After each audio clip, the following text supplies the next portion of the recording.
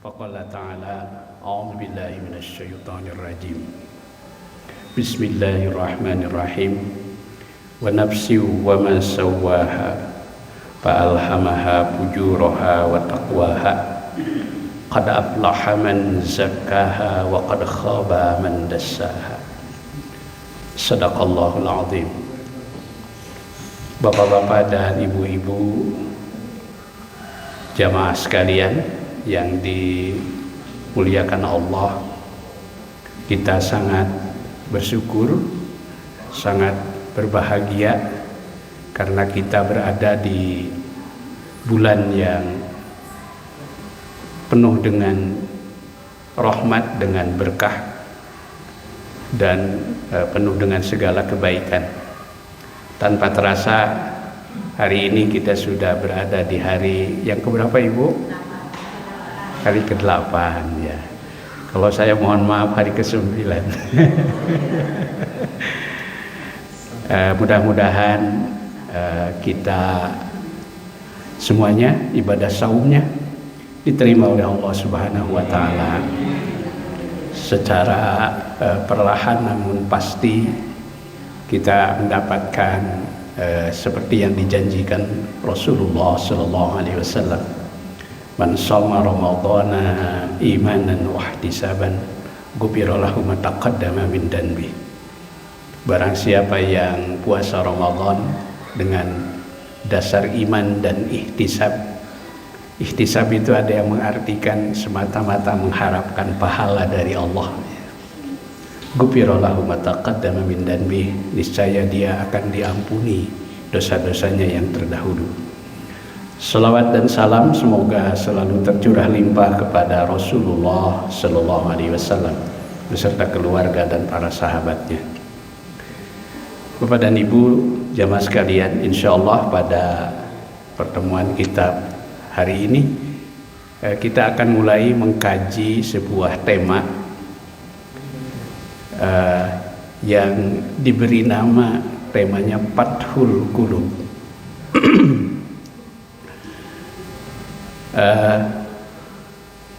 Kata fathun itu,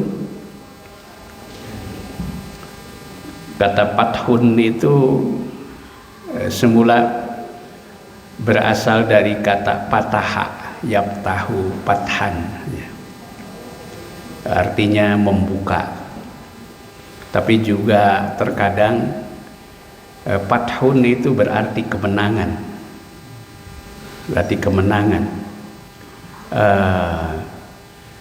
Fathun juga itu terkadang berarti kemerdekaan yang hakiki. Karena itu maka pembebasan kota suci Mekah itu disebut namanya Futuh Makkah ya. Bahkan konon menurut sebuah penelitian ahli sejarah, benang merahnya itu ditarik ke Indonesia. Maka setelah Sunda Kelapa direbut oleh Fatahillah, kemudian namanya diganti dengan Fatham Mubina, diambil dari surat Al-Fathu, inna fatahna laka fatham mubina. Namun dalam perkembangan berikutnya nama ini mungkin dirasa terlalu melangit begitu. Maka supaya terasa lebih kultural, lebih membumi, maka yang lalu dipopulerkan adalah terjemahannya, yaitu Jayakarta. Kemudian dipersingkat lagi menjadi Jakarta ya. Jadi itulah seputar sekelumit makna fathun. Bahkan dari kata fatham mubin, dari kata fathun ini kemudian berkembang nama-nama besar ya. Ada Profesor Miftah Farid Miftahun itu artinya kunci, pembuka. Ada juga seseorang yang membebaskan Bizantium, Konstantinopel. Itu dibebaskan oleh seseorang panglima bernama Al-Fatih. Al-Fatih. Dari situ juga dipergunakan banyak nama, ada Maftuh, ya, dan lain sebagainya. Jadi dalam Al-Quran itu ada sebuah surat yang saya kira surat ini sangat melegenda. Surat ini turun sesudah perjanjian Hudaibiyah yang sangat sangat historis itu, yaitu surat Al-Fathu. Surat yang ke-48 kalau tidak salah. 48. Jadi secara etimologis Fathul Qulub, kalau qulub itu bentuk jamak dari kata qalbun. Ya, qalbun. Itu bentuk pluralnya, jamaknya adalah qulubun, ya. Qulubun. Jadi bisa diartikan membuka hati atau pembuka hati, atau juga bisa diartikan kemenangan hati. Ya, ini kemenangan hati, ya. Dan kalau seseorang telah menemukan kemenangan hatinya, maka secara spiritual dia berarti menemukan kemenangan hidupnya. Ala inna fil jasadi mudghah.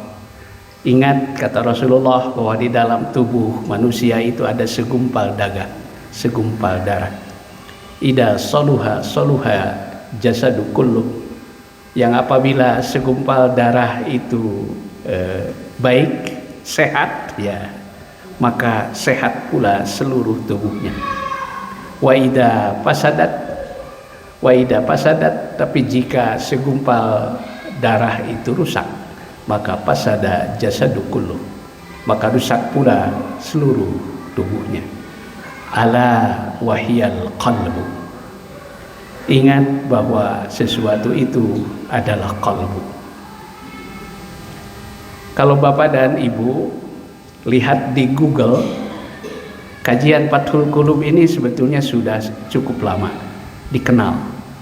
Bahkan mohon maaf kalau di lingkungan kami, di lingkungan Muhammadiyah, ini termasuk bagian dari pelajaran Diklatsar, pendidikan dan latihan dasar bagi para kader Darul Arqam, ya. Ustadz Adi Hidayat itu salah satu kader Darul Arqam. Jadi bisa Ibu lihat di Google makna secara etimologis, secara terminologis. Fathul Qulub adalah kegiatan membaca dan menelaah, ya. Kalau bahasa Arabnya tilawah dan mutalaah, ya. Sebab makna membaca itu dalam Al-Quran itu sangat beragam.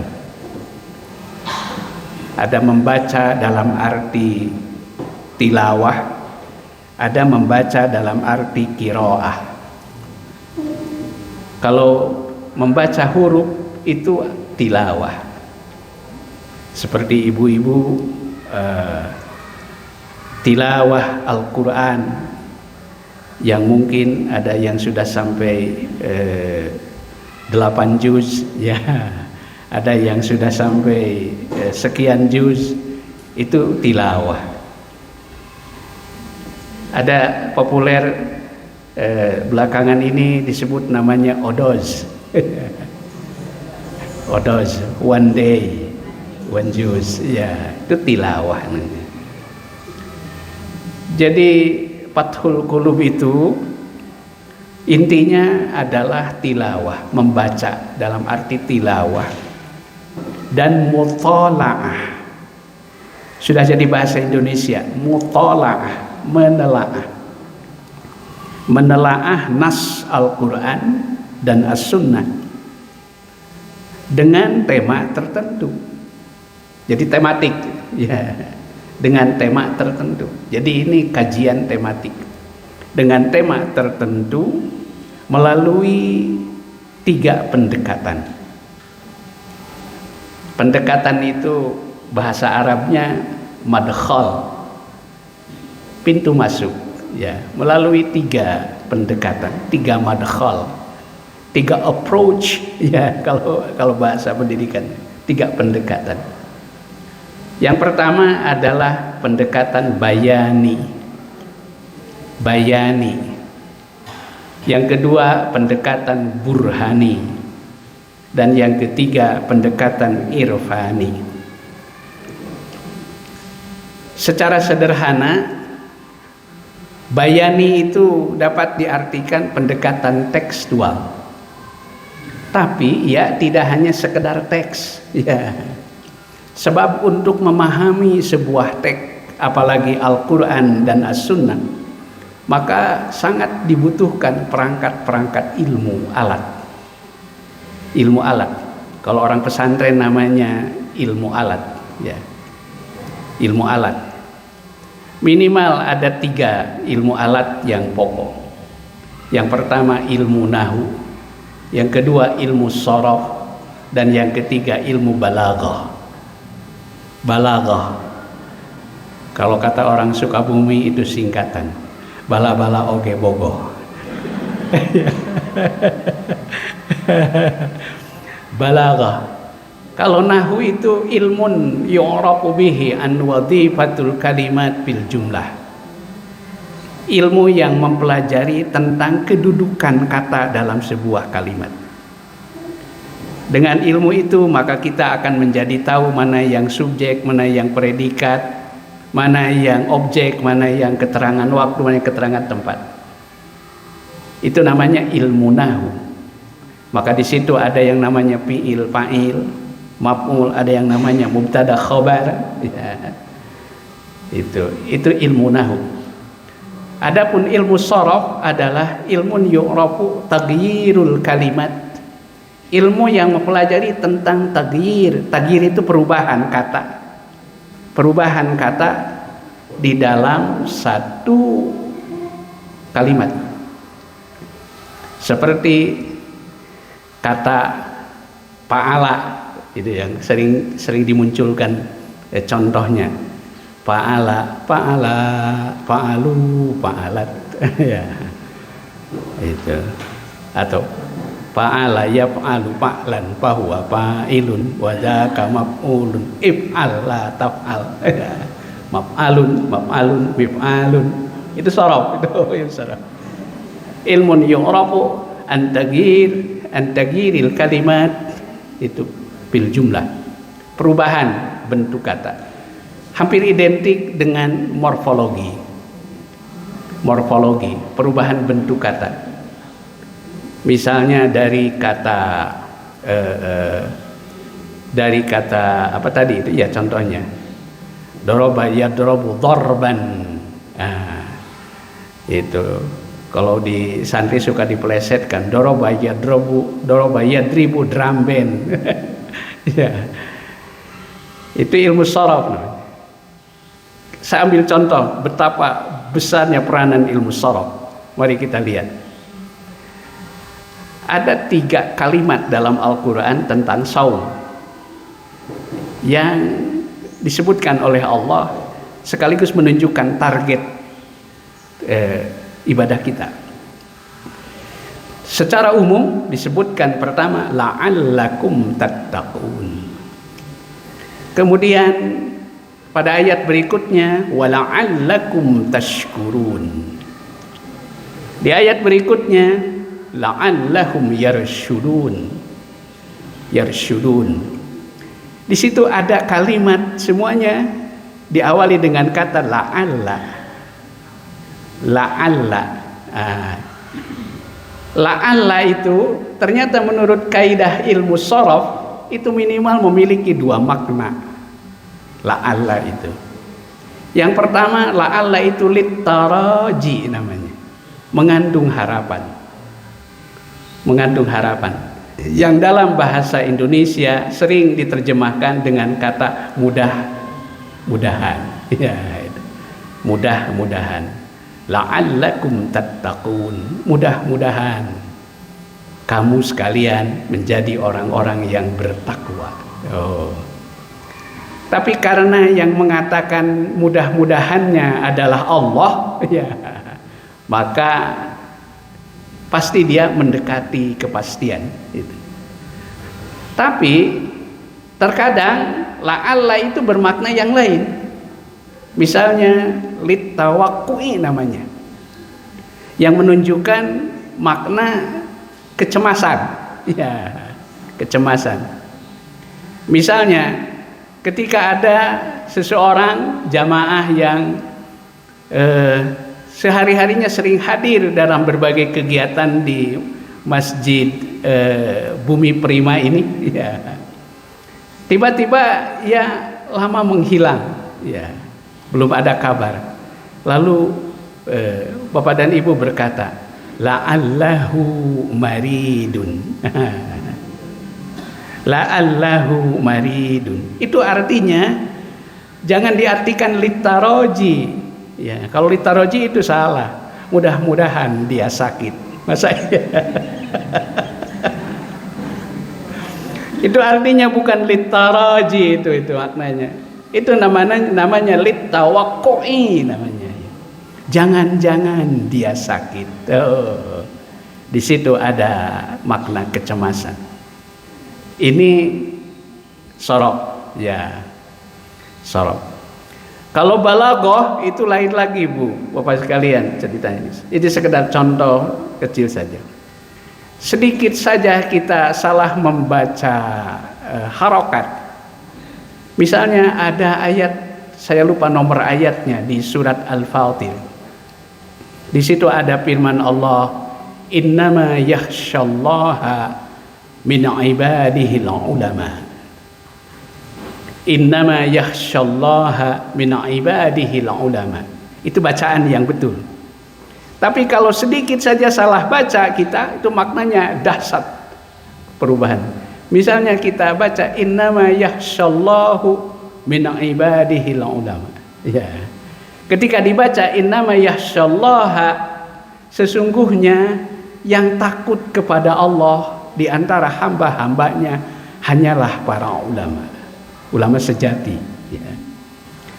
Tapi ketika dibaca innama yakhsyallahu min ibadihil ulama, itu artinya sesungguhnya Allah hanya takut kepada para ulama. Kan jadi salah. Itu ya.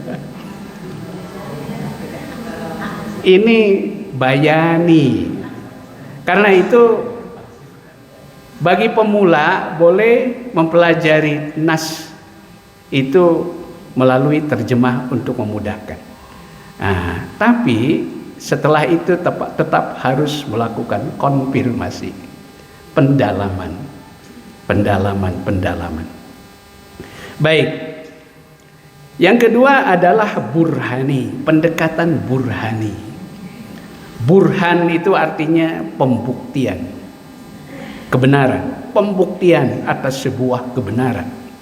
Ya, baik pembuktiannya itu secara empiris maupun melalui logika keilmuan.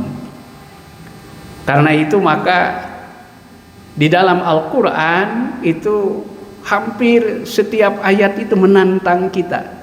Selain membuktikan secara bayani, juga dibuktikan secara burhani. Dan ini menjadi inspirasi besar, ya, bagi perkembangan ilmu pengetahuan dan teknologi. Saya tidak bermaksud membela diri sedikit pun. Kenapa Muhammadiyah berbeda?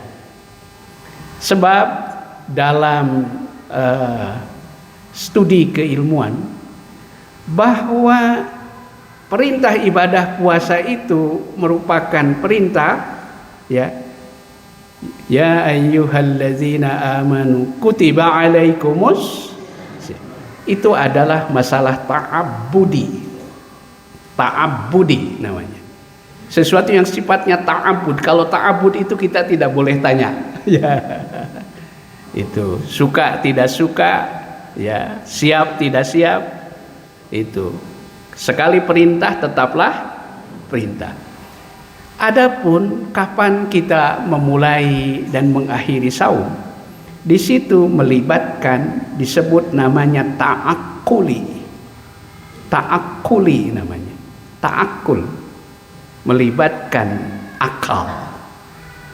Di situ ada ijtihad, ada penelitian, ada riset, ya.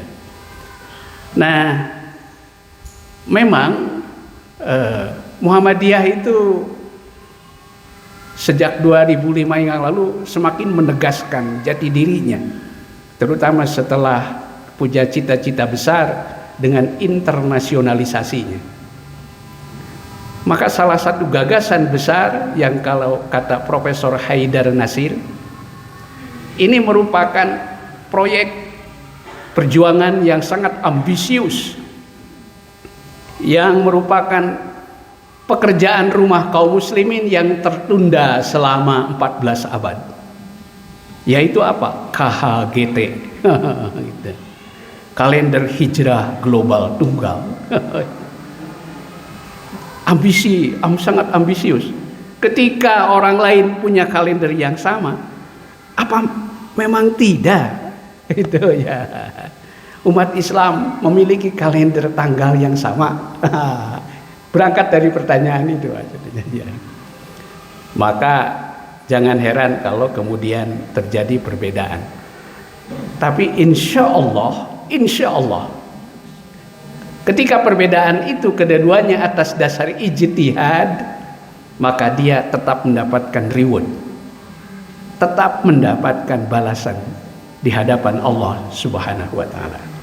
Rasulullah menjamin, man ijtahada fa asaba falahu ajrani. Barang siapa yang berijtihad dan ternyata ijtihadnya itu benar, maka dia mendapatkan 2 pahala. Wa man ijtahada, dan barang siapa yang berijtihad fa akhta'a, ternyata ijtihadnya itu belum benar, falahu ajrun wahid, maka dia mendapatkan 1 pahala. Jadi inilah penghargaan Allah yang diberikan kepada ilmu pengetahuan. Ibu dan bapak sekalian, burhani, bayani, ya, bayan, burhani, inilah burhani. Belakangan ini muncul berbagai kajian, termasuk keagamaan, dengan melibatkan burhani. Saya sempat diskusi dengan seorang kawan dengan latar belakang teknologi. Dulu anak buahnya Pak Habibie, dan beliau sejak pensiun pernah dimanfaatkan potensinya itu di Boeing, kemudian juga di Turki. Beliau diskusi panjang lebar bahwa ternyata kalau dilacak secara burhani ayat kauni, itu dengan apa yang disebut namanya teknologi kuantum, ya, maka ternyata keajaiban Lauhil Mahfuz pun bisa dipahami. Inilah tantangan bagi umat Islam.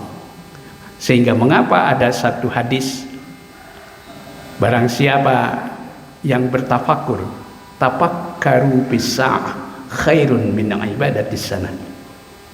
Bertafakur 1 jam lebih baik dari ibadah selama setahun. Ya, jadi ayat-ayat kauni, ya, ayat-ayat.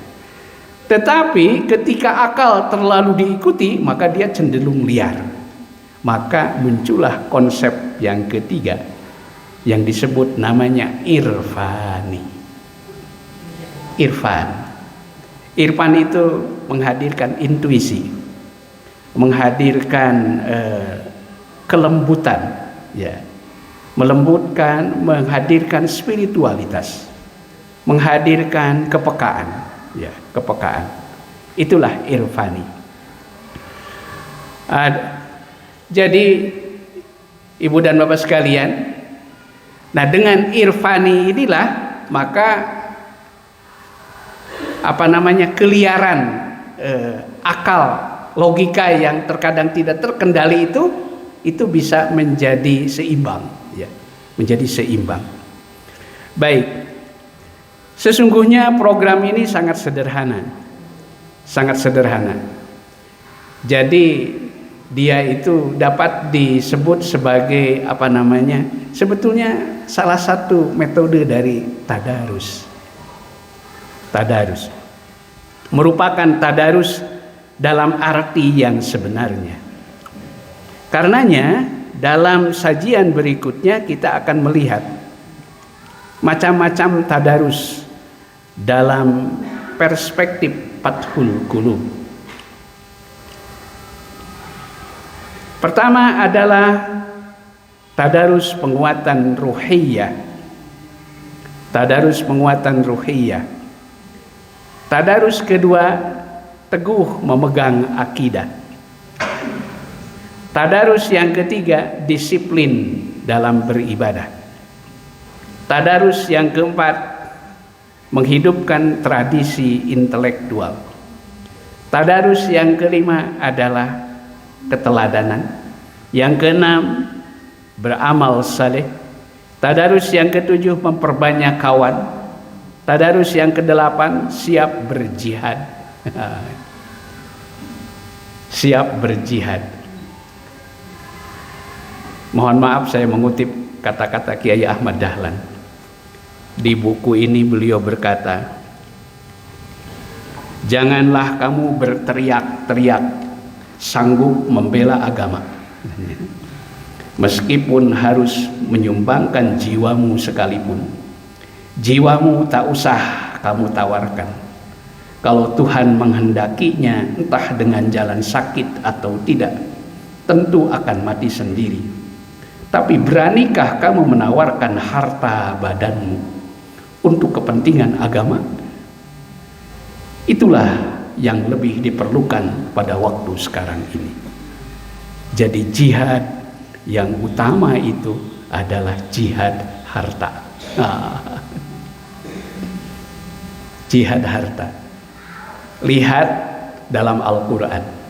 Setiap Al-Quran berbicara tentang jihad, maka yang pertama kali dimunculkan adalah jihad harta.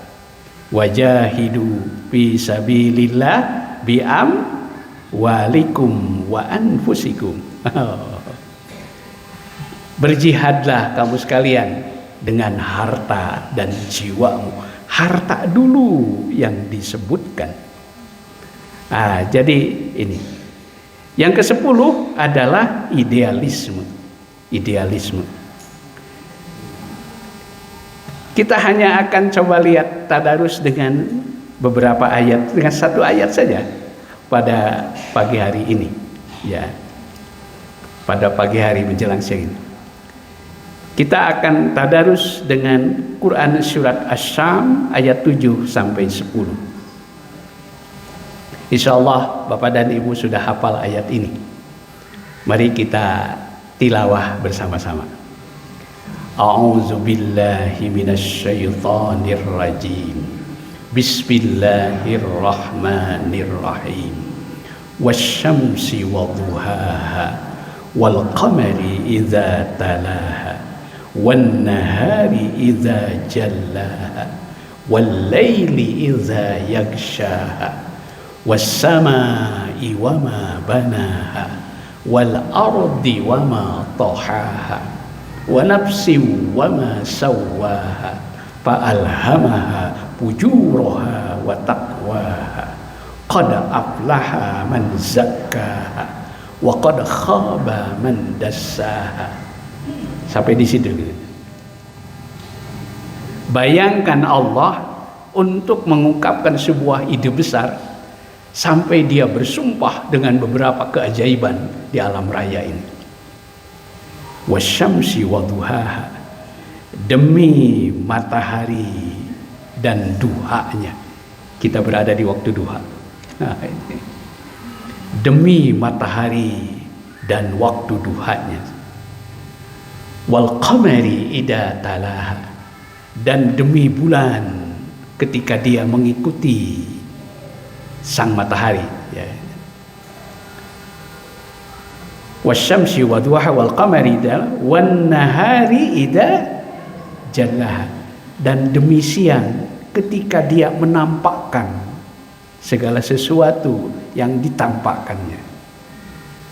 Wal laili idza yaghshaha, dan demi malam ketika dia menutupi semua yang ditutupinya. Jadi kalau malam hari kan semua tertutup.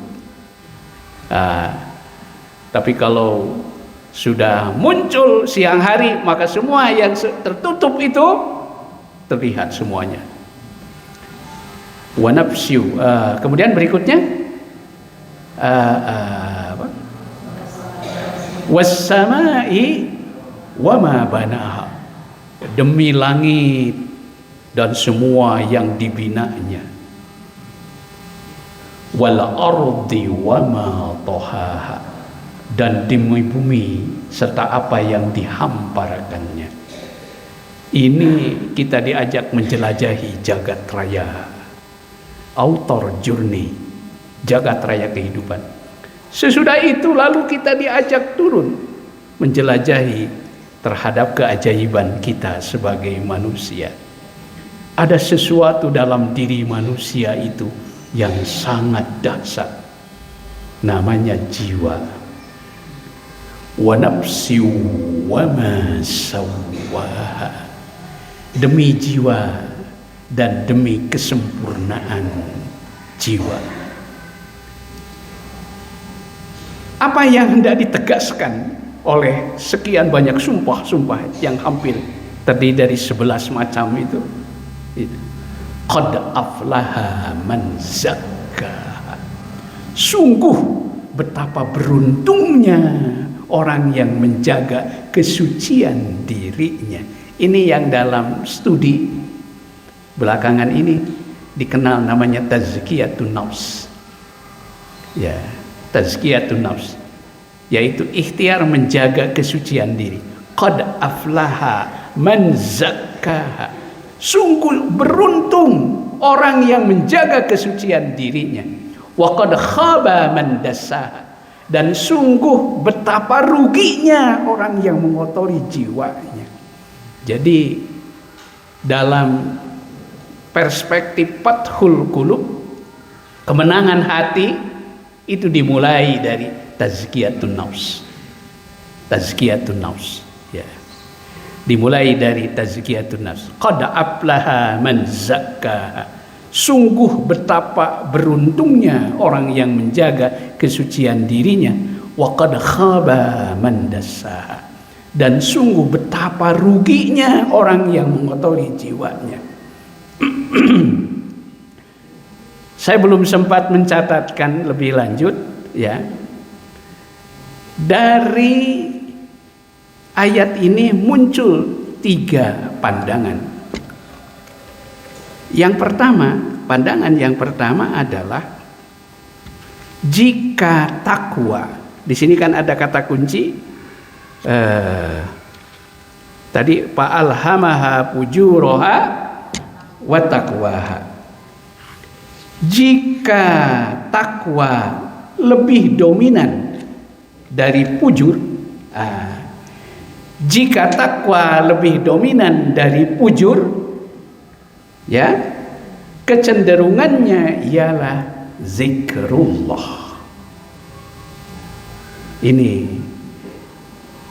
jika takwa lebih dominan dari fujur, maka kecenderungan yang muncul dalam suasana kebatinan kita, ya, suasana kebatinan itu kalau Bung Hatta menyebut iben. Dalam suasana kebatinan kita yang akan muncul adalah zikrullah, mengingat dan menyebut nama Allah, mengingat dan menyebut nama Allah. Dan apa indikatornya? ketika seseorang sudah hadir dalam satu suasana yang disebut namanya zikrullah, ya, maka muncullah apa yang disebut namanya tatmainnul qulub, ketentraman di dalam hati. Lihat Al-Quran surat Ar-Ra'du ayat 23. Alladzina amanu wa tatma'inna qulubuhum bizikrillah. Orang-orang yang beriman itu hati mereka menjadi tentram dengan berzikir, mengingat Allah. Ala bizikrillah, ingat bahwa dengan berzikir mengingat Allah tatmainnul qulub, maka hati menjadi tentram. Ini kunci kebahagiaan yang pertama. Namun harus kita terjemahkan bahwa yang dimaksud dengan tatmainnul qulub itu tidak berarti pasif, tidak berarti statis, tetapi dia juga berarti dinamis.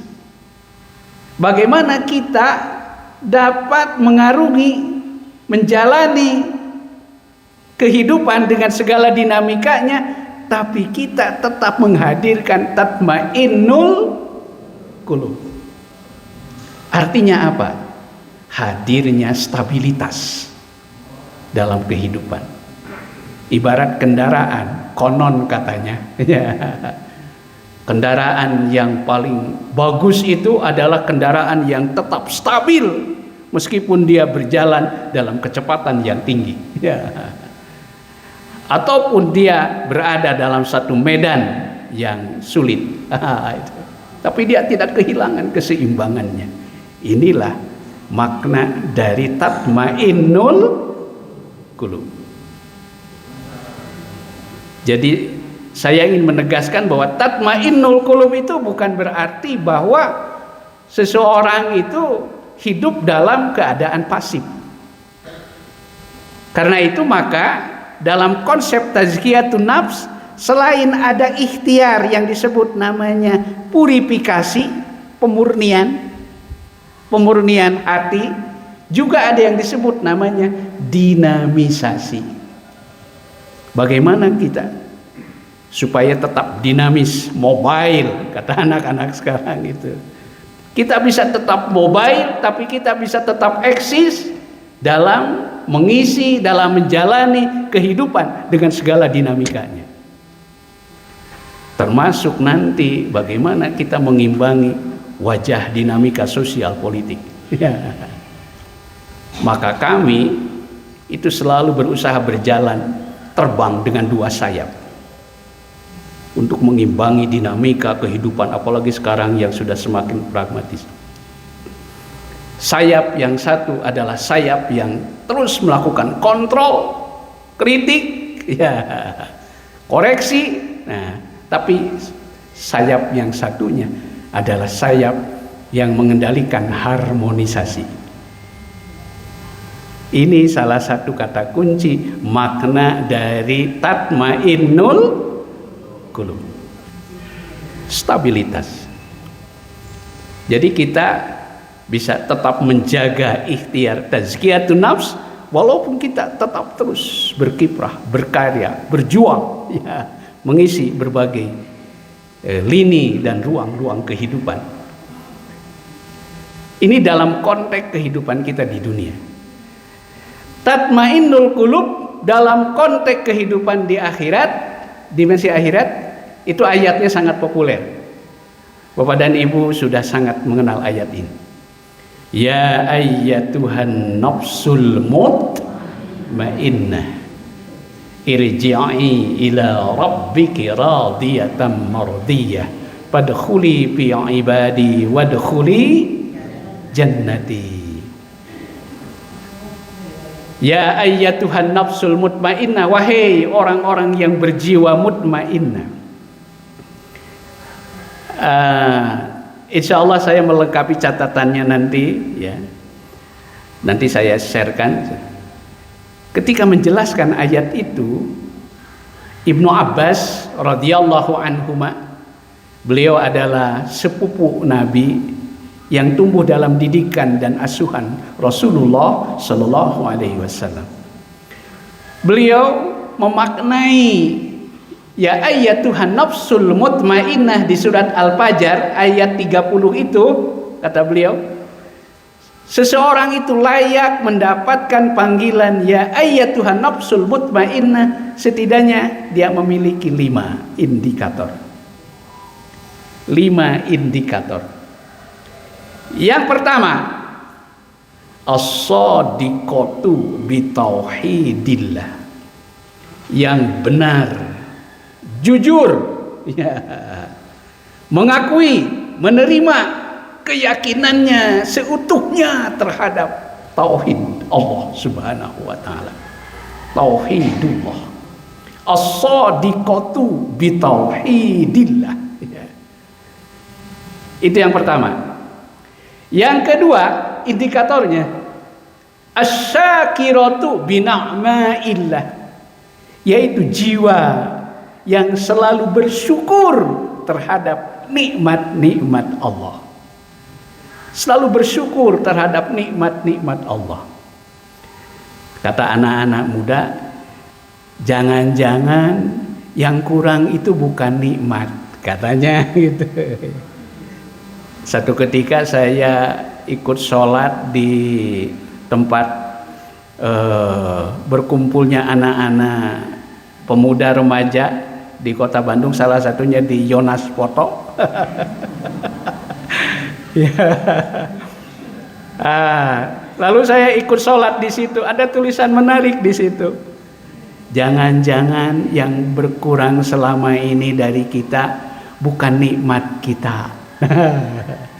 Tapi yang kurang selama ini adalah rasa syukur kita. Rasa syukur kita. Asyakiratu bina'maillah, ya.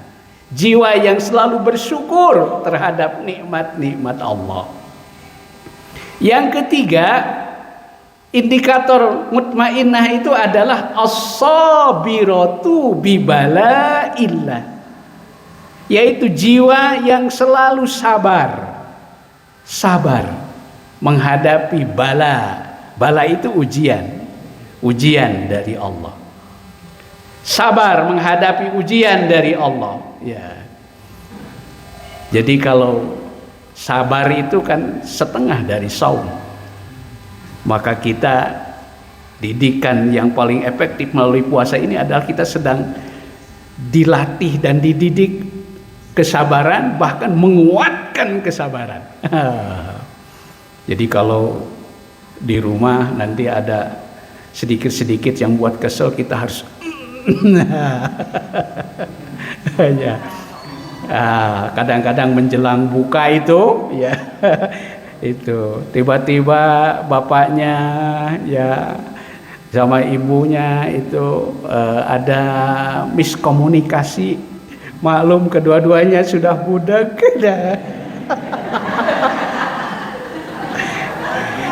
Itu pengalaman saya, Bu.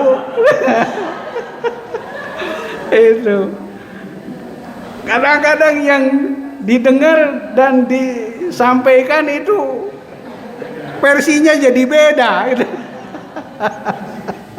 Waduh, ini godaan mau buka ini.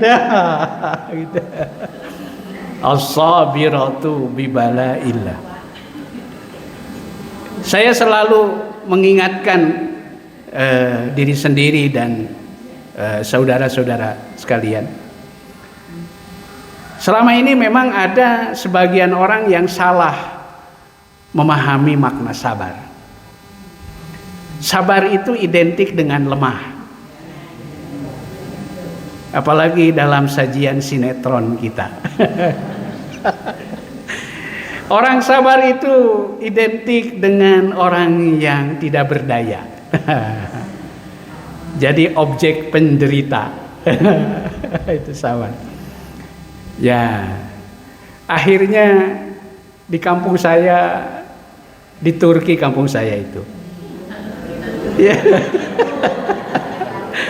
Sampai ada ungkapan, jalema anu sabar mah tara kabagean.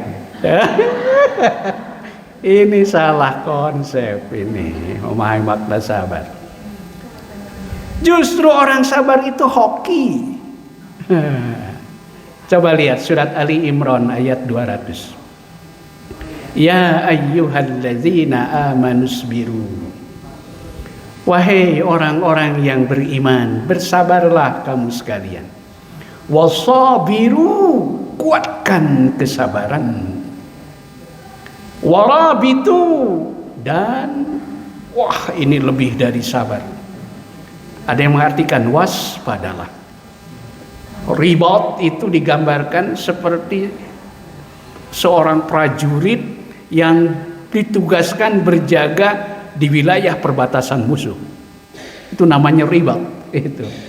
Sampai ketika menafsirkan ayat itu, Rasulullah seperti dikutip oleh para mufassir, beliau bersabda, ribatu yaumin fi sabilillah.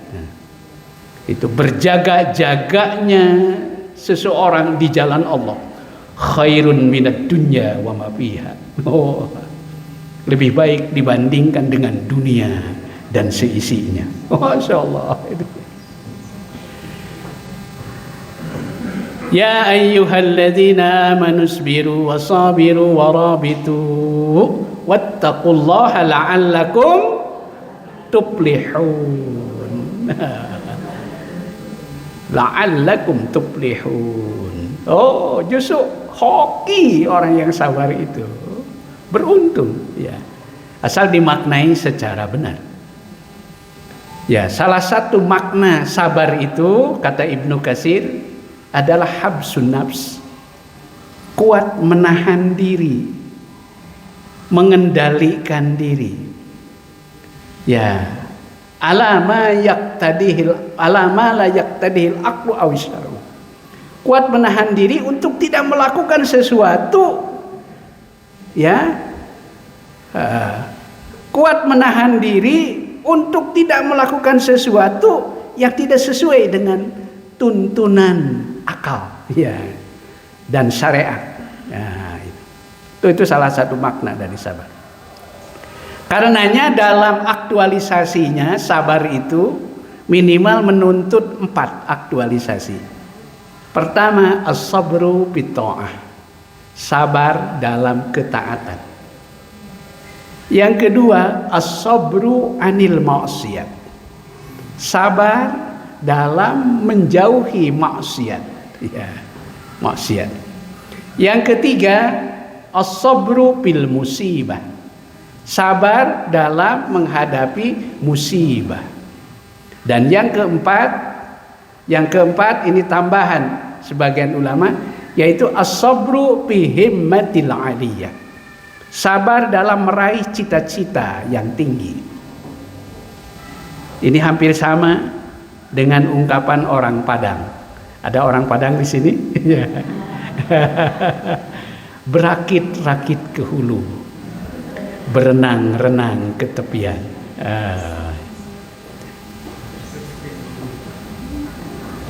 Ada yang mengartikan menarik. Ini kaitan dengan sabar yang terakhir itu. Sabar dalam arti menunda kesenangan yang sesaat demi kesenangan yang abadi. Insyaallah. Sabar. Jadi jiwa mutmainnah itu as-sabiratu bi bala'illah. Sabar menghadapi bala. Kemudian mutmainnah yang indikator yang keberapa tadi? Yang keempat al-qani'atu bi ata'illah. Qanaah. Apa itu qanaah?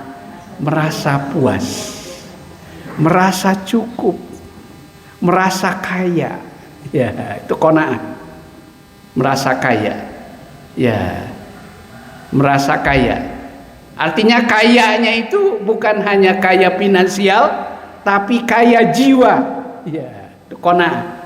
Laisal ghina ghinan nafs ghinal mal katanya.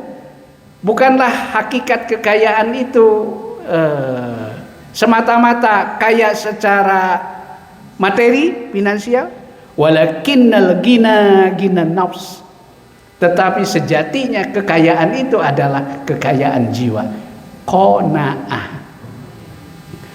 Orang qanaah itu tidak selalu harus hidup miskin, tidak ya.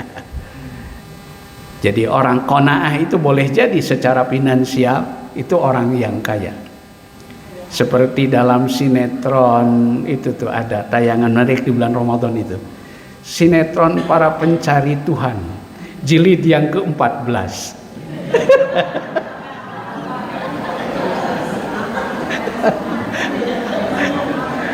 Ada orang yang kaya, kalau mukanya tidak terlalu cakep katanya. Kalau ngomong pikas sebelen. Tapi dia orangnya kaya dan dermawan. Itu Haji Jalaluddin. Iya. Al-qani'atu bi'ata'illah. Orang yang qanaah ya dengan pemberian Allah. Baik. Yang keempat, yang kelima yaitu ar-radiyatu biqada'illah. Ini yang paling berat. Yang paling berat. Ar-radiyatu biqada'illah, orang yang ridho dengan qada, keputusan, qada dan qadar Allah.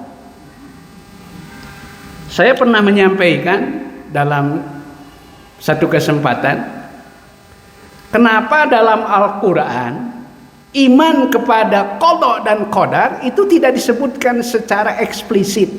Coba yuk lihat. Nanti di sajian berikutnya itu ada ini. Kalau kita lihat rukun iman dalam Al-Quran itu rata-rata hanya 4 sampai 5. Misalnya dalam surat Al-Baqarah ayat 177. Allah Ta'ala berfirman, a'udzubillahi minasyaitonirrajim, laisal birra an tuwallu wujuhakum qibalal masyriqi wal maghrib walakinnal birra man amana billah wal yaumil akhir wal malaikah wal kitabi wan nabiyyin. 5. Maka iman kepada qada dan qadar itu dijelaskan dalam hadis ya. Dalam hadis yang sangat terkenal, yaitu dialog antara malaikat Jibril dengan junjungan kita Nabi Muhammad sallallahu alaihi wasallam. Jadi malaikat Jibril ini apalagi di bulan Ramadan, Ibu, sering datang menghampiri Rasulullah sallallahu alaihi wasallam. Hampir setiap malam tadarus bersama Nabi. Ia datang dalam wujud sebagai manusia, kadang berupa seperti sahabatnya si A, si B, ya. Tapi dalam konteks hadis tentang rukun iman itu ia digambarkan datang dalam wujud seorang laki-laki dengan berpakaian serba putih dengan rambut yang hitam. Dan ia datang tanpa sedikit pun ada tanda-tanda kelelahan. Kemudian ia meminta izin untuk duduk paling dekat bersama Nabi hingga lututnya kemudian hampir rapat dengan lutut Nabi. Lalu bertanya antara lain, akhbirni anil Islam, akhbirni anil iman. Dijelaskan di situ dalam hadis itu. Antu'minu billah wal malaikati wal kitabi wan nabi wal yaumil akhir. Antu'mina billahi wal malaikati wal kitabi. Kemudian iman kepada Allah, iman kepada kitab suci, iman kepada para malaikat, iman kepada hari akhir. Dan berikutnya adalah iman kepada qada dan qadar. Jadi itu dijelaskan dalam hadis. Jadi tidak dijelaskan secara eksplisit. Kalau secara implisit ada, tapi secara eksplisit tidak dijelaskan. Mengapa? Mohon maaf, ini pendapat saya pribadi yang sangat naif. Saya berpendapat Kenapa demikian? Karena iman kepada qada dan qadar itu adalah sesuatu yang sangat realistis dalam kehidupan. Sesuatu yang sangat realita dalam kehidupan. Ya. Berbeda dengan yang 5. Kalau yang 5 itu sifatnya transenden. Tetapi yang sangat membumi dalam kehidupan kita, yaitu iman kepada qada dan qadar. Kadang-kadang kita sulit menerima keterbatasan-keterbatasan. Kenapa ya Allah saya dilahirkan sebagai orang Indonesia? Itu sudah takdir, Bu. Ya. Kenapa ibu-ibu dilahirkan sebagai kaum wanita? Itu masih mendingan kalau. Tapi ketika kita dihadapkan pada satu fakta di mana kita memiliki keterbatasan-keterbatasan. Itu yang berat harus kita terima. Maka guru saya mengartikan makna subhanallah itu. Subhanallah itu maknanya adalah Maha Suci Allah yang bebas dari segala keterbatasan. Hanya Allah yang maha bebas dari segala keterbatasan. Subhanallah. Manusia itu tidak ada seorang pun yang lepas dari keterbatasan. Biasa kalau diskusi kita yang sudah di atas 60 tahun pasti obrolan kita tentang kesehatan. Betul, Bu? Betul. Itu sampai ada kawan saya, Kang, jangan berkecil hati. Saya ketemu seseorang, ia seorang penting, ya pernah menjadi orang yang sangat menentukan dalam satu dekade di negeri ini. Dia nampak sempurna dari segala sesuatunya. Ternyata dia juga punya kekurangan. Itu kata kawan saya itu, apa kekurangannya? Sudah mulai budek, Kang.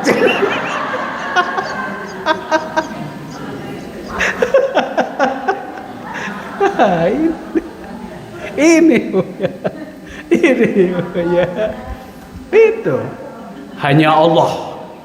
Saya ingin cerita sedikit, Bu. Jibril yang jadi Jibril, tadi kita cerita tentang Jibril. Malaikat Jibril itu kalau sehari-hari datang kepada Nabi dalam wujud manusia. Hingga satu ketika Nabi Muhammad SAW, beliau penasaran. Wahai Jibril, kalau boleh, aku ingin melihat wujud aslimu yang sebenarnya seperti apa. Itu. Kata malaikat Jibril, oh baik kalau begitu, tapi saya harus minta izin dulu. Lalu malaikat Jibril minta izin kepada Allah untuk memperlihatkan wujud aslinya.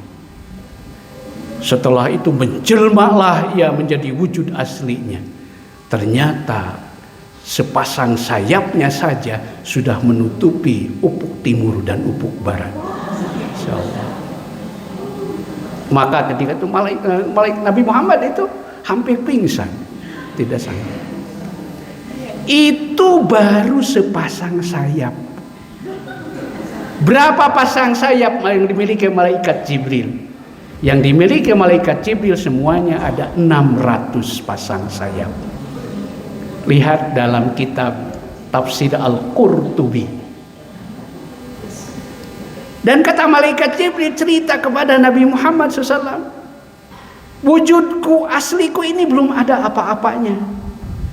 Sebab ada satu malaikat yang satu sayapnya saja besarnya sama dengan 600 pasang sayap yang aku miliki. Siapa dia? Malaikat Israfil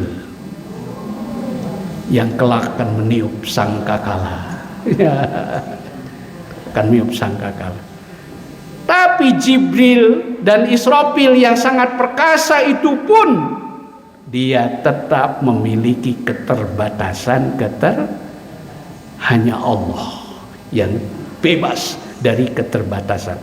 Maka dalam peristiwa Isra Mi'raj Allah berfirman, Subhanalladzi asra. Maha suci Allah yang telah memperjalankan. Itulah makna subhana. Subhanal malikil kudus, subuhun kudus, Rabbuna wa Rabbul mala, subhanallah walhamdulillah. Jadi ibu sekalian yang dirahmati Allah, kita sampai 11:30 ya. Mungkin nanti ada sesi pertanyaan, kalau silakan. Baik. Jadi dari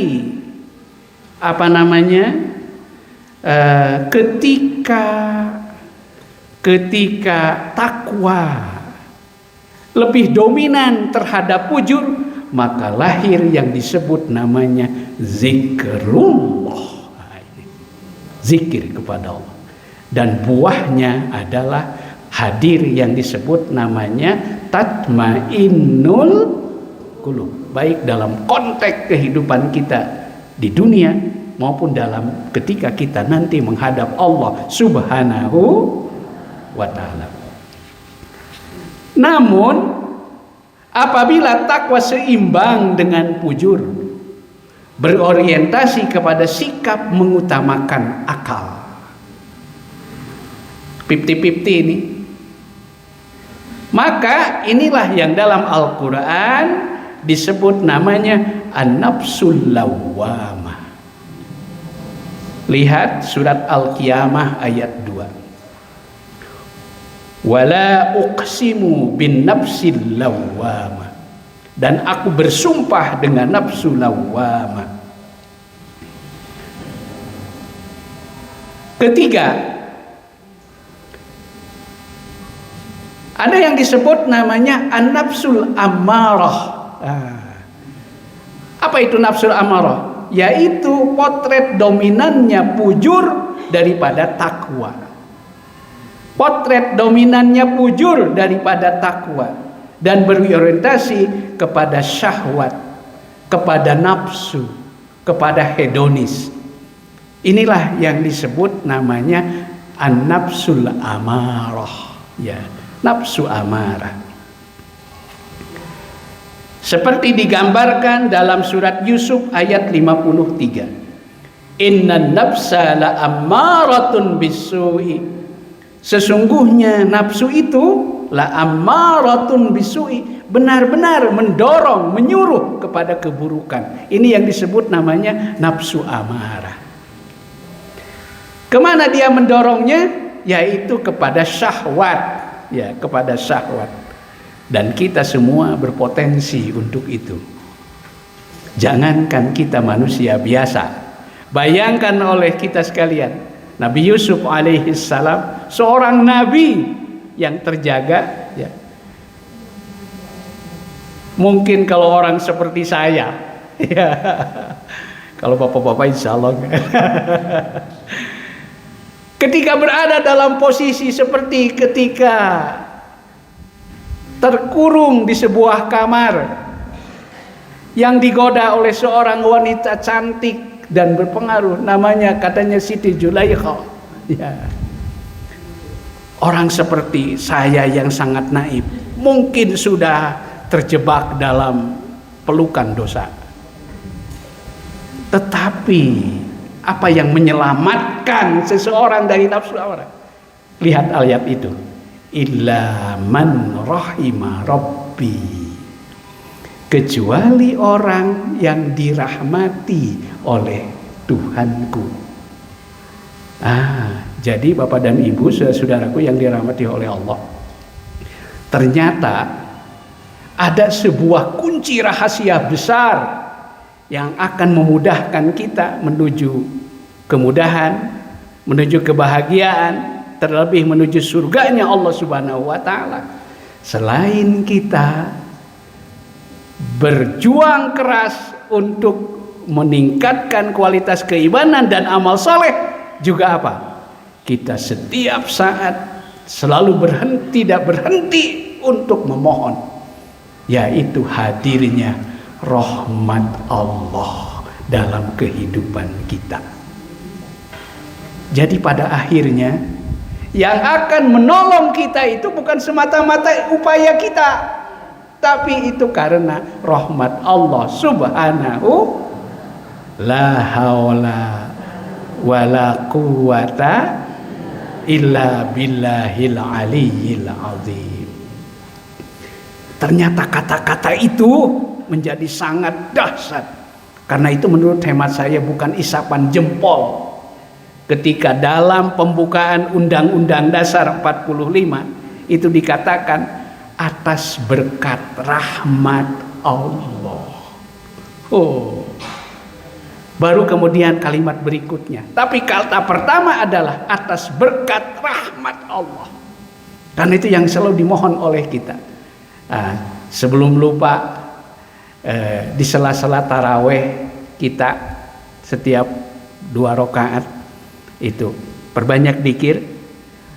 Yang pertama, asyhadu alla ilaha illallah. Silakan. La ilaha illallah. Nas'alukal jannah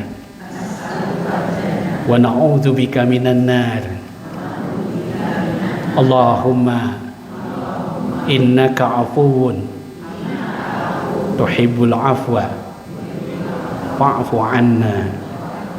Itu dikirnya, ya, dikirnya, yaitu dikirnya tadi asyhadu alla ilaha illallah, la ilaha illallah, astaghfirullah. Maaf ada yang terlewat tadi. Astaghfirullah.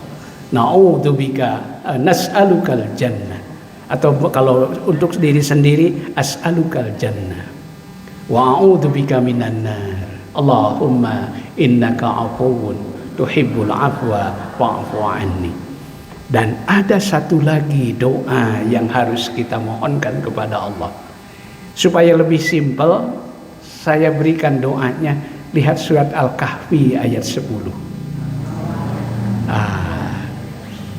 Rabbana atina min ladunka rahmah wa hayyi lana min amrina rasyada.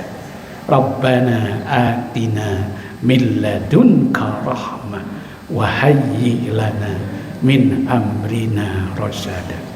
Jadi Bapak dan Ibu jemaah sekalian yang dirahmati Allah, Allah itu sangat sayang kepada kita. Kita itu adalah makhluk yang paling disayangi oleh Allah. Karena itu betapapun kita menjauh dari Allah, Allah tetap sayang kepada kita. Dan Dia selalu mengingatkan kita supaya kita kembali kepada jalannya. Ini rahmat Allah. Maka pesan Nabi dalam hal ini, kata beliau, qaribu wasaddidu. Qaribu, teruslah kalian berlomba-lomba mendekatkan diri kepada Allah. Teruslah berlomba-lomba mendekatkan diri kepada Allah. Wasaddidu, tapi lakukan secara secara proporsional. Artinya tidak perlu ekstrim, tidak perlu berlebih-lebihan. Jangan sampai satu malam ibu-ibu sholat qiyam Ramadan itu sampai 36 rakaat. Tapi malam berikutnya libur. Qaribu wasaddidu, lakukan terus mendekatkan diri kepada, tapi lakukan secara proporsional. Namun setelah kita berupaya sedemikian rupa, kata Rasulullah, ketahuilah bahwa sesungguhnya tidak ada yang bisa selamat semata-mata karena mengandalkan amalnya. Fa innahu la yanju ahadu minkum bi'amalihi. Maka sesungguhnya tidak ada seorang pun yang bisa selamat semata-mata karena ia mengandalkan amalnya. Sahabat bertanya, wala anta ya Rasulullah, bagaimana dengan anda, dengan engkau wahai Rasulullah? Kata Rasulullah, wala ana, tidak juga aku. Hanya bedanya aku kata Nabi dengan kalian, yaitu apa? Illa ayyataghammadani Allah. Hanya saja aku kata Rasulullah telah diliputi dengan rahmat dan karunia Allah. Jadi Bapak Ibu sekalian, rahmat Allah. Ciri bahwa seseorang selain dia beramal, juga dia selalu mengharapkan rahmat Allah. Cirinya itu apa? Apapun hasil dari amal itu, kita tidak mudah kecewa. Itu cirinya itu. Kata Ibnu Athaillah dalam kitab Hikam, min alamatil i'timad 'alal amal. Di antara ciri orang yang bersandar kepada amal, nuqsanur raja inda wujudiz zalal. Berkurangnya harapan ketika dia menemukan kegagalan. Artinya jangan sampai begini Ibu. Ibu merasa sudah saum, sudah beramal soleh, sudah tahajud, sudah berdoa sedemikian rupa gitu. Tapi ternyata apa yang diharapkan belum sesuai dengan apa yang kita mohonkan. Itu. Biarlah, teruslah kita beramal, tapi Allah Maha tahu apa balasannya yang terbaik untuk kita. Allahumma alaika biddu'a wa alaika bil ijabah. Ya Allah, kewajibanku untuk berdoa. Terserah engkaulah bagaimana cara engkau mengijabah. Itu ya. Jadi artinya kita tidak boleh mendikte Allah Subhanahu wa taala. Ya. Kembali Ibu sekalian yang dimuliakan Allah, tadi indikatornya bahwa ketika fujur lebih dominan terhadap takwa, maka yang hadir kemudian adalah nafsu amarah. Ya. Nafsu amarah itu artinya nafsu yang cenderung kepada keburukan, bukan godob Ibu. Jadi kalau marah itu bukan apa? Kalau marah itu bahasa Arabnya godob. Kalau marah itu godob. Kalau amarah itu artinya nafsu amarah, nafsu yang cenderung kepada keburukan. Contoh konkretnya dalam Al-Quran, ketika seseorang sudah terdorong kepada nafsu amarah, dijelaskan dalam surat Ali Imran ayat 14. Surat Ali Imran ayat 14. Zuyyina linnasi hubbus syahawat. Dihiasi manusia senang kepada syahwat. Minan nisa'i wal banin, senang kepada lawan jenis dan anak. Wal qanatiril muqantarah, serta harta kekayaan yang banyak. Minaz zahabi wal fiddah, dari emas dan perak. Wal khailil musawwamah, dan kuda-kuda yang tertambat. Zalika mata'ul hayatid dunya, itu adalah kesenangan kehidupan dunia. Wallahu indahu husnul ma'ab. Jadi mungkin Ibu Bapak bertanya, Ustaz, kalau begitu kita tidak boleh atau punya keinginan? Bukan. Kita hidup itu justru harus punya keinginan.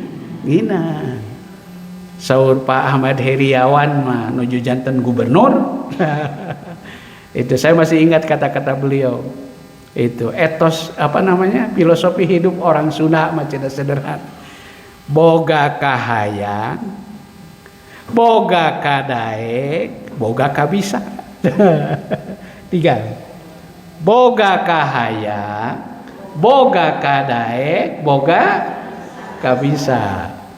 Wah, Bapak agak berenung nih. Boga kahayang, punya keinginan. Boga kadaek, itu punya kemauan. Punya kemauan dan punya keterampilan. Ya, punya keterampilan. Dalam bahasa agama Ibu, yang namanya keinginan ada dua macam. Kalau keinginan yang cenderung kepada hal yang negatif disebut namanya syahwat. Disebut namanya syahwat. Kalau bahasa politiknya ambisi. Ya, ambisi. Wah, ini sebuah proyek yang ambisius. Wah, itu ambisi. Ya, kalau keinginan yang sifatnya tinggi, ya tinggi disebut namanya himmah. Himmah, ya, himmah. Saya yakin kita semua pasti punya himmah. Yang kumpul di sini punya cita-cita, semuanya ingin masuk surga. Semuanya kita ingin suatu saat kita bisa berkumpul dengan para kekasih Allah Subhanahu wa taala. Suatu saat kita bisa berkumpul dengan junjungan kita Nabi Muhammad sallallahu alaihi wasallam. Kita rindu ingin berjumpa dengan Rasul. Ya. Sampai Salahuddin Al-Ayyubi itu dia marah besar kepada panglima tentara salib yang menghina Islam, yaitu pada saat gencatan senjata di peristiwa itu kaum muslimin yang ditawan, kafilah haji yang pergi berhaji itu dibegal di tengah perjalanan, ya, kemudian ditawan dan mereka minta keringanan supaya dikembalikan seperti kepada perjanjian gencatan senjata pada saat itu. Apa jawab orang itu? Saya lupa namanya itu. Kau mintalah tolong kepada Muhammad itu, katanya gitu, dengan nada yang sangat menghina. Benar-benar menghina. Maka ketika sang jenderal itu sudah bertekuk lutut, karena dia, kau harus bertobat. Kalau aku beri kesempatan kamu untuk bertobat, kamu telah menghina Nabi kami Muhammad sallallahu alaihi, kau harus bertobat. Kalau kau bertobat, aku mengampunimu. Tapi dia karena kesombongannya, dia tidak mengakui kemuliaan Nabi Muhammad sallallahu alaihi wasallam. Akhirnya oleh Salahuddin Al-Ayyubi dia dieksekusi. Jadi kita semua rindu, ingin sekali suatu saat berjumpa dengan Nabi Muhammad. Ini namanya himmah, Ibu. Himmah. Ya. Ibu-ibu, bapak-bapak punya cita-cita, boleh bermimpi, Bu. Wah, saya kalau punya rezeki yang banyak, saya ingin menolong anak yatim. Wah, itu himmah namanya. Saya ingin membantu sesama, saya ingin meningkatkan kualitas pendidikan, saya ingin meningkatkan martabat harkat kemanusiaan. Itu namanya himmah. Nah, itu namanya himmah. Tipis memang bedanya itu. Himmah, ya himmah. Baik, saya kira ini kita baru tadarus dari satu ayat, dari 3 ayat. Wa nafsi wa ma sawaha fa alhamaha fujuraha wa taqwaha qad aflaha man zakkaha wa qad khaba man dasaha. Dari situ berkembang tadi surat Ar-Ra'd ayat 13, kemudian surat Al-Fajr ayat 30, kemudian juga surat Al-Qiyamah ayat 2, surat Yusuf ayat 52, dan terakhir barusan adalah surat Ali Imran ayat 14. Berikutnya nanti penjabarannya dari yang pertama itu, ya, dari tadarus yang pertama itu, yaitu ada yang disebut namanya jalan zikrullah. Jalan zikrullah. Kemudian yang berikutnya ada yang disebut namanya sholat, menunaikan sholat. Ternyata untuk menghadirkan mutmainnah itu selain zikrullah, yang kedua adalah sholat. Dan yang berikutnya adalah yang berikutnya mengingat kematian dan kedahsyatan yaumil akhir, ya, kedahsyatan yaumil akhir. Jadi saya kira ini hanya stimulan terlebih dahulu. Untuk selanjutnya saya sudah berikan kisi-kisinya tadi, ada 10 tadarus, ya. Ini kalau kita selami dengan seksama, saya kira insya Allah akan bisa membentuk manusia-manusia, pribadi-pribadi yang mulia, pribadi-pribadi yang unggul. Insya Allah Semoga kita termasuk orang-orang yang mendapatkan curahan rahmat, berkah serta maghfirah Allah Subhanahu wa taala. Ada waktu sedikit, kalau ada pertanyaan mangga disilakan. Ada pertanyaan?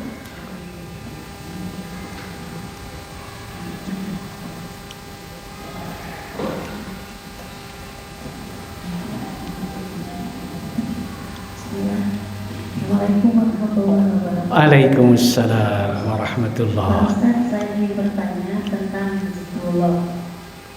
Zikrullah itu ada lisannya. Nah, bagaimana dengan zikrullah ke dalam perbuatan? Baik. Terima kasih. Alhamdulillah, luar biasa Ibu. Zikir itu pertama bil lisan. Zikir bil lisan. Ini amal Islam yang paling sederhana, tapi menjangkau seluruh kebaikan. Satu ketika ada seorang sahabat bertanya, "Ya Rasulullah, saya ini kira-kira lah kalau dibahasakan termasuk orang yang rajin hadir di berbagai majelis, tapi maklum kapasitasnya terbatas. Kadang-kadang kalau sehabis pulang, mungkin ibu sering menyebut namanya ada barho." "Ya Rasulullah, adakah satu amal yang bisa menjangkau semua kebaikan dalam Islam?" Kata Nabi, "La yazalu lisanuka ratban bidzikrillah." Jaga lidahmu agar senantiasa berzikir mengingat Allah. Itu zikir dengan lisan. Yang kedua adalah zikir bil qalbi, hati selalu zikir. Dan ciri orang yang hidup dalam arti yang sebenarnya, orang yang hatinya hidup adalah orang yang hatinya selalu zikrullah. Selalu zikrullah Ibu. Lihat surat Yasin ayat 70. "Wa ma 'allamnahu syi'ra wa ma yanbaghi lah. In huwa illa dzikru wa qur'anun mubin liyundhira man kana hayyan wa yahiqqal qaul 'alal kafirin."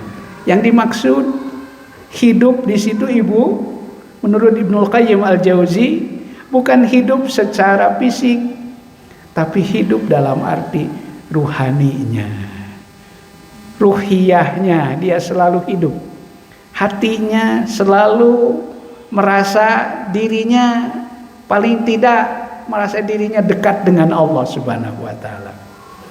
Ada bahasa yang lebih keren hari ini, disebut namanya God consciousness. Bagaimana kita hidup merasa selalu dekat dengan Allah Subhanahu wa taala, merasakan kehadiran Allah dalam hidup. Mungkin ada orang yang merasa hadir, Allah selalu hadir, tapi ketika ia mendapatkan keberkahan, tapi ketika ia mendapatkan kesulitan, seolah-olah Allah tidak hadir. Maka dzikir ketika kita sedang sulit, paling tidak dalam hati, lebih utama sambil dilisankan. Rasulullah ketika menghadapi kesulitan yang amat sangat, kesulitan pelik, apa dzikirnya? La ilaha illallah al-azimul halim, la ilaha illallah rabbul arsyil azim, la ilaha illallah rabbus samawati wa rabbul ardi wa rabbul arsyil karim. Itu dzikir dalam arti secara lisan dan juga bisa dilakukan dalam hati. Hatinya selalu terkait dengan Allah Subhanahu wa taala dalam berbagai situasi, ketika dia senang, ketika dia susah, ketika dia dalam keadaan beruntung, ketika dia dalam keadaan berbagai suasana batin. Hatinya selalu dekat dengan Allah. Lalu bagaimana dzikir dalam perbuatan? Bagi ibu-ibu sederhana.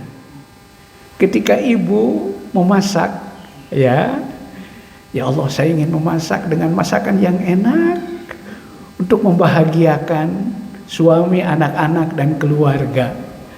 Maka itu artinya ibu sedang berzikir dengan dan ibu yakin akan memenangkan perhatian Allah. Ini yang disebut namanya ihsan. Apa Bu? Ihsan. Coba lihat, anta'budallah.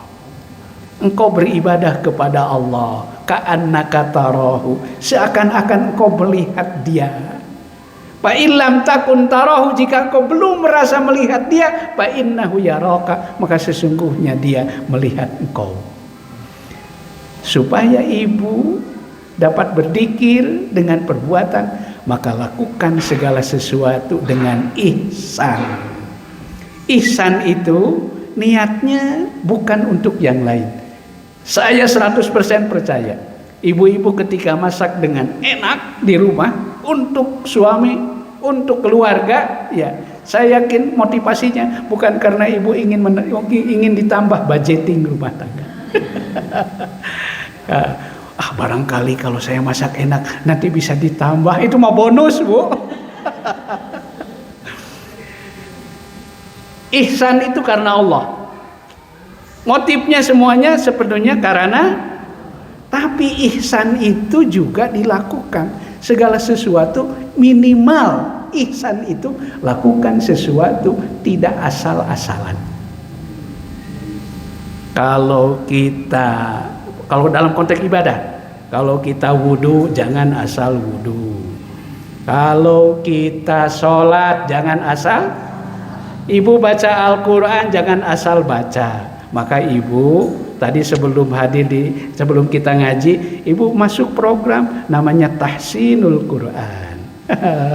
Tahsin itu ikhtiar kita untuk selalu memperbaiki bacaan-bacaan kita. Itu termasuk dzikir dengan ihsan, ibu kata kuncinya. Ihsan. Why the good thinking happen to good people? Ada sebuah tulisan yang sangat, mengapa orang yang selalu berpikir baik selalu menjadi orang yang baik. Itu menceritakan tentang sebuah kisah yang sangat indah. Tapi kesimpulan dari kisah itu berangkat dari sebuah ayat Al-Quran. Hal jazaul ihsan illal ihsan. Tidak ada balasan ihsan kecuali ihsan. Jangan takut ketika kita berbuat baik. Mungkin di dunia kita belum mendapatkan penghargaan yang sepantasnya, tapi di hadapan Allah pasti kita akan mendapatkan penghargaan yang terbaik.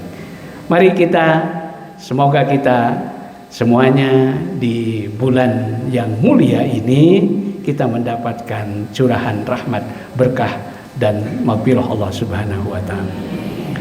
Innallaha malaikatahu yusholluna 'alan nabi ya ayyuhalladzina amanu shallu 'alaihi wa sallimu taslima.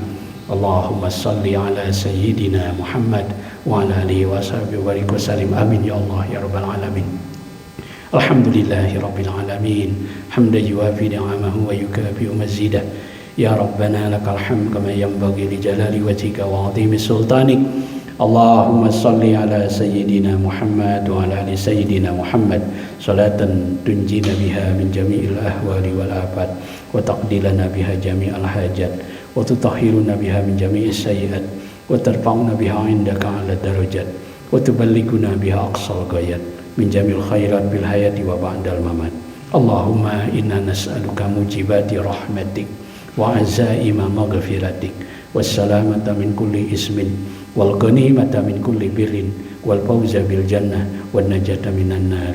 Duhai Allah, tenggelamkanlah kami ke dalam lautan rahmat dan maghfirah-Mu.